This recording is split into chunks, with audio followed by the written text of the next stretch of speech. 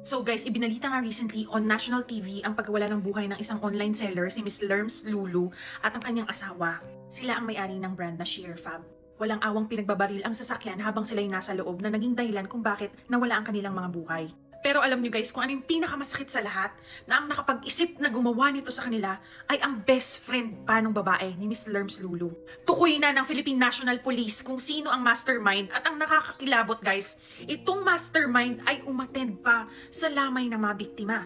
Ito ay isang halimbawa kung gaano kagrabe ang kayang gawin ng isang naiinggit na tao. Sila ay matalik na magkaibigan. Minsan talaga, yung mga taong magdudulot ng kasamaan sa atin ay yung mga taong pinakamalalapit sa atin, at yun ang nakakatakot sa lahat. Ayon sa ebidensyang hawak ng PNP based sa convo ng suspect at ng mastermind sa cellphone, ang pinakamotibo daw ng ginawa nitong suspect sa victim is utang na 13 million pesos na ayaw bayaran nitong mastermind.